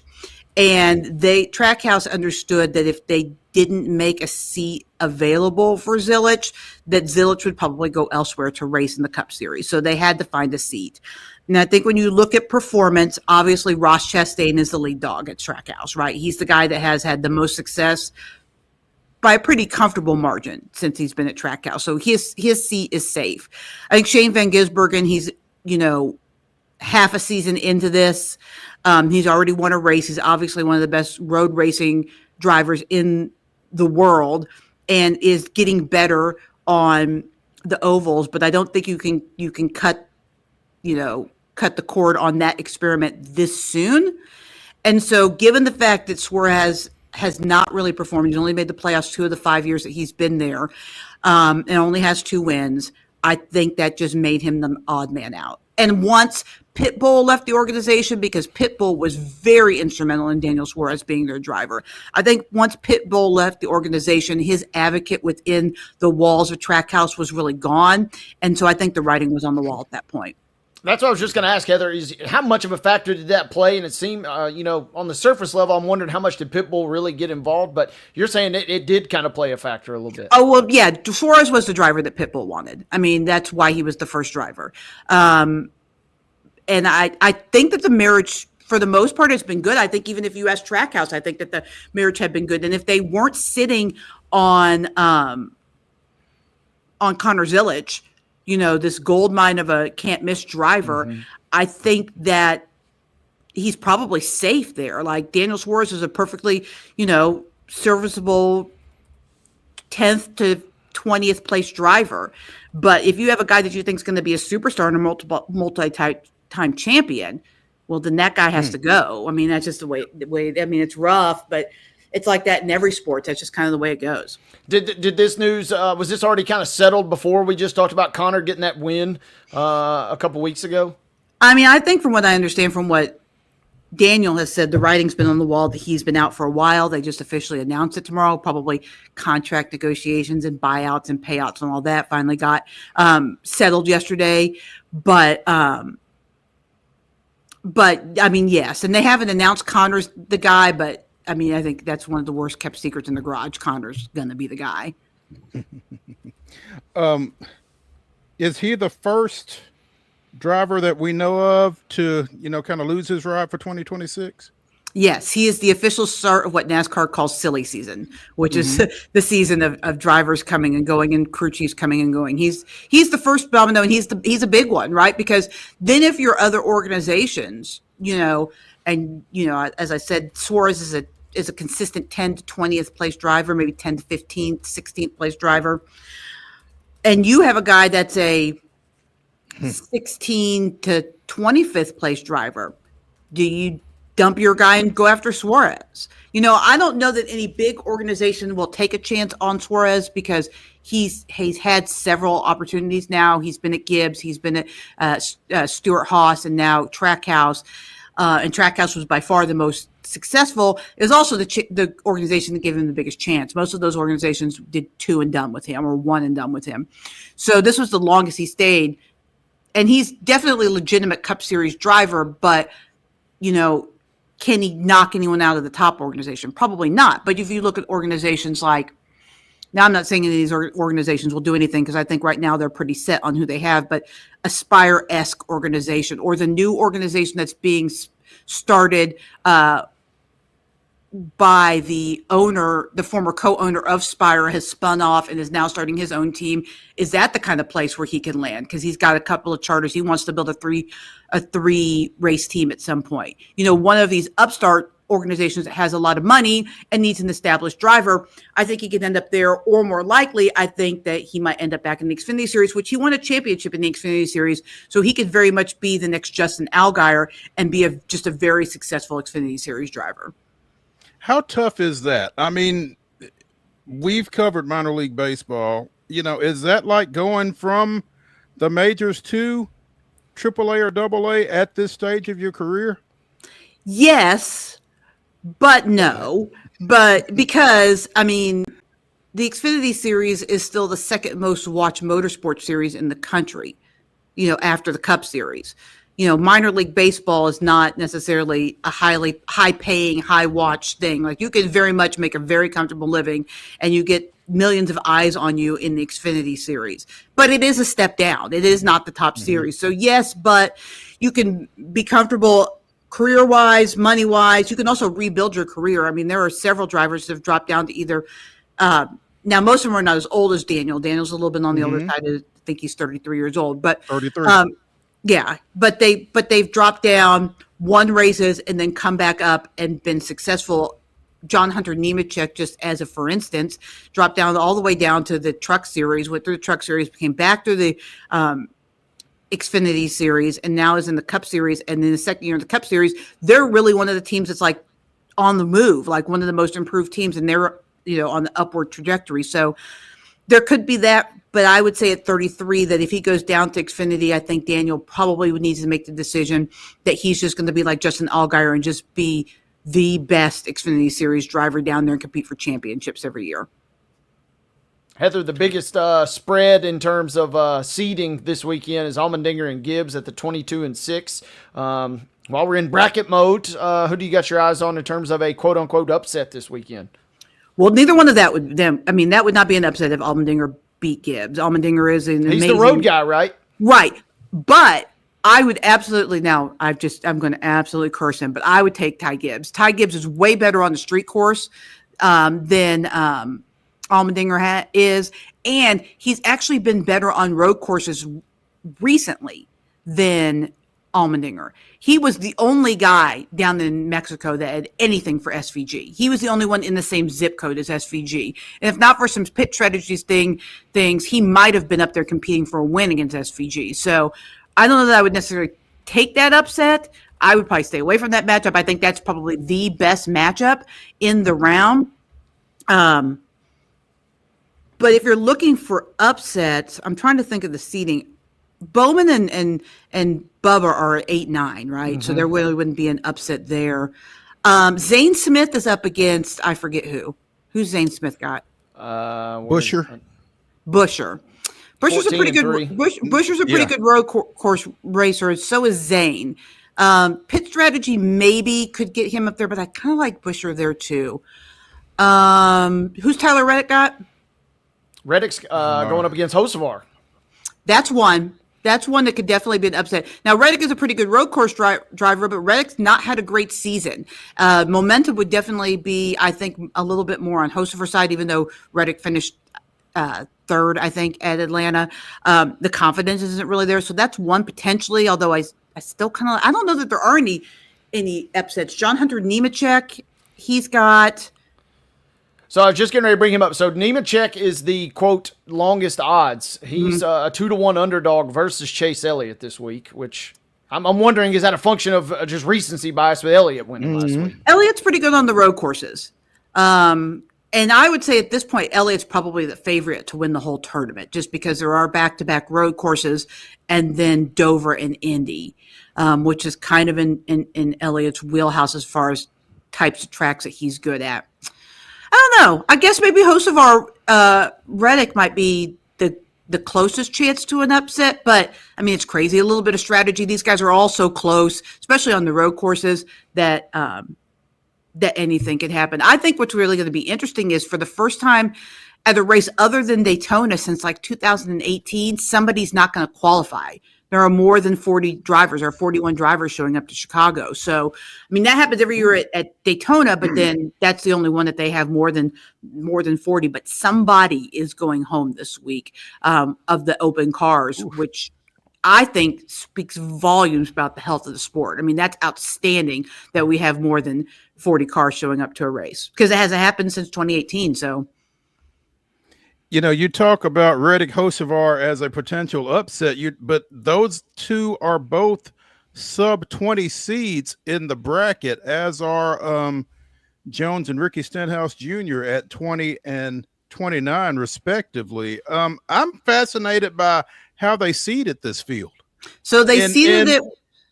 They seeded it, and the way they seeded this field is actually kind of ridiculous in my opinion. But they took the last 3 races or 4 races on TNT, and they did your best finish from that time span.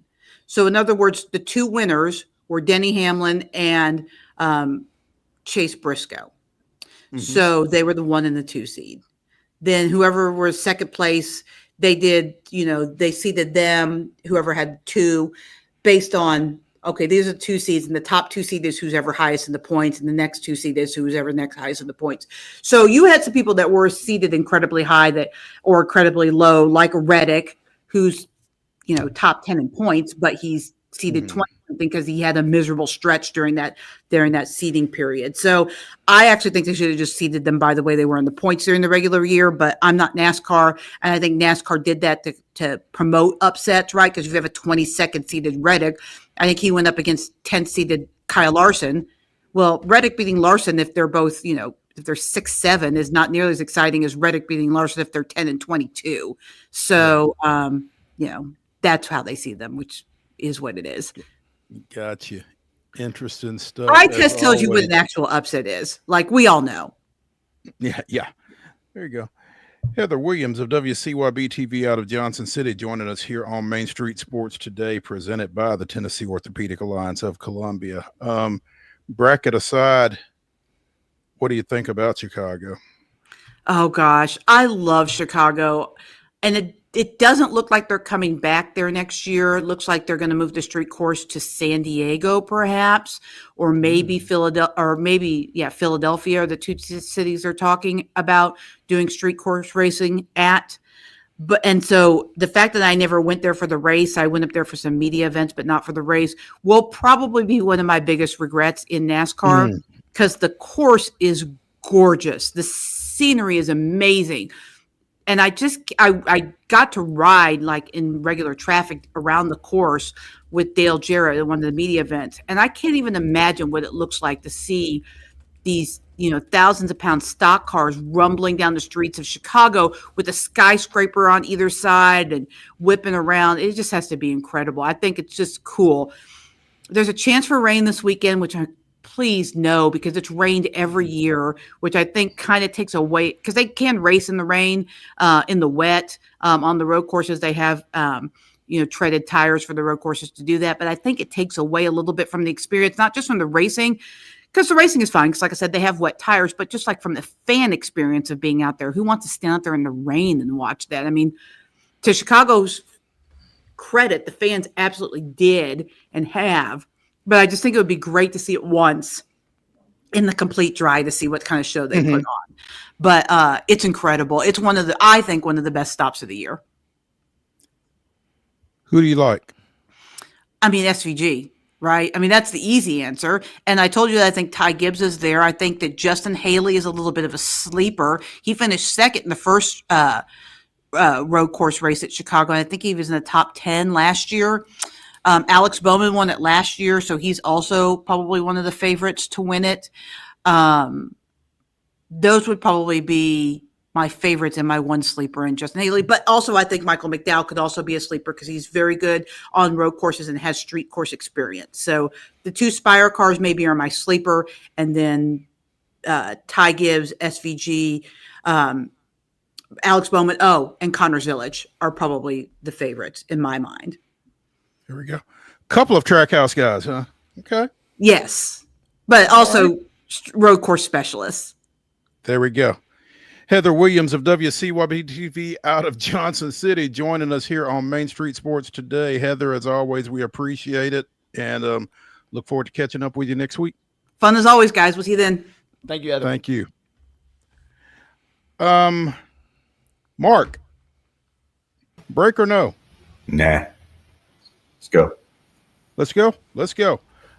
We are going to speed into Wild and Wacky Wednesday as we bring you the weirdest, wildest, and wackiest news from across the globe and Florida. Before we get to Florida, though, let's start with sports. Wade is way more familiar than I am with the Euro 2025 tournament that is, I guess, starting today. So Switzerland, the host nation they had a bad loss here. If this goes final the next minute, they fell to Norway. They were up 1-0 and trailing 2-1. Well, it's going to get a little spicier at the end of the week when Sweden and Denmark face off. When Sweden defender Magdalena Eriksson will be marking Denmark's Pernille Harder. The two are life partners. What do you think things have been like in that house over the last bit? Probably pretty spicy to say the least. Probably not much work getting talked. They faced off previously a few months ago, back in February. Sweden winning 2-1. Harder getting an elbow in the face from defender Eriksson during a skirmish in the corner when they were trying to get a ball. So they apparently don't take it very easy on each other on the pitch. But this will certainly be something to keep an eye on again when Sweden and Denmark face off. You see those license plates around here, house divided with Georgia, Tennessee, that kind of thing. Well, I don't know if they have those in Europe or not, but it certainly seems fitting right here for Magdalena Eriksson and Pernille Harder of Sweden and Denmark. We'll be keeping an eye on that. We'll let you know how it goes next week. It kind of reminds you of Alyssa Thomas and Dewana Bonner, especially now that Bonner's on the fever. Well, she just got cut, but we're teammates now. A little house divided type situation. Those matchups get a little spicy. No doubt. We welcome Florida Man back to Wild and Wacky Wednesday, and he comes in a big way. Patrick Francis Mitchell, 70-year-old customer at a Sam's Club, urinated on over $10,000 worth of Vienna sausages and Spam, according to Lake County Public Records. I think I passed through that a few times. Yeah, it's close to Orlando. This took place late May, excuse me. Observed urinating in an aisle of a Sam's Club located in Lady Lakes. A female customer used her cell phone to capture pictures, showed them to store employees. Again, urine on 2 pallets that contained 188 cans of Vienna sausages and 345 cans of Spam. A loss of about $10,584.84. About $10,584.84. Give or take a penny or two. They eventually found him. Obviously, he has pled not guilty to both charges. What are the charges again? I'm overlooking the charges. Hang on. Criminal mischief. That certainly fits the bill. It at the very least, yeah. Yeah. I can't find the charges. I know they're criminal in here. mischief and disorderly conduct. There we go. Okay. Yeah, there we go. Criminal mischief resulting in over $1,000 in damages. Yeah, and disorderly conduct. How are you not guilty? I mean, this is your picture, right? This is you, right? I mean, how? I'd be interested to hear how that goes down in court. But yeah, Mr. Mitchell got some legal issues there. I would, And yeah, again, I would say it's kind of an open and shut case, but I will sympathize just a little bit. You know, we're a Costco family, so take that for what it's worth. But whom amongst us has not gotten and sat on the patio furniture? 10 minutes. You can just get in there on them sectionals and just lay out. Yeah, they cost like more money than God, and you'll never get one or be able to afford one. But it's nice to just sit there and stretch and just relax and think about if you had the money to get that. absolutely. But you kind of draw the line at, well, anyway, that's wild. Yeah, I can't speak to the peeing on the sausage there, but I can sympathize with the furniture. I've never seen Vienna sausage in Sam's, but I hadn't looked for it either. So that kind of took me aback. In Australia, a domestic flight was delayed earlier today after a stowaway snake was found in the plane's cargo hold. I was waiting for Samuel L. Jackson to show up, but turned out to be about a 2-foot green tree snake, which are harmless. The snake wrangler thought it could be venomous when he approached it in the dark hold of the plane, but he said it wasn't until after I caught it that I realized it wasn't venomous. Until that point, it looked very dangerous to me, which, you know, is kind of the approach that I take with all snakes. Most of the world's most venomous snakes are native to Australia, so I mean, dude's concern was well founded. But yeah, the snake was half hidden behind a panel, could have disappeared deeper into the plane. They were able to capture it and get it out. They would have had to evacuate the aircraft if the snake had disappeared deeper into the plane. So fortunately, after just a 2-hour delay, that was avoided, and all was well for the plane and I guess for the snake as well. So life's good. That was the best part of the Alaska trip. No native snakes. We love that. Love to hear that. I don't imagine snakes do very well in Alaska. No natives. You're wrong. Yeah. That is going to do it for Wild and Wacky Wednesday here on Main Street Sports Today, presented by the Tennessee Orthopedic Alliance of Columbia. That's also going to do it for us for the week. We will be airing a June highlight show engineered by producer Mark tomorrow, and we will be observing Independence Day on Friday. So hope y'all have a great one. We will see you back here Monday at 2 o'clock. Enjoy the weekend. Shout out Joey Chestnut. The king is back.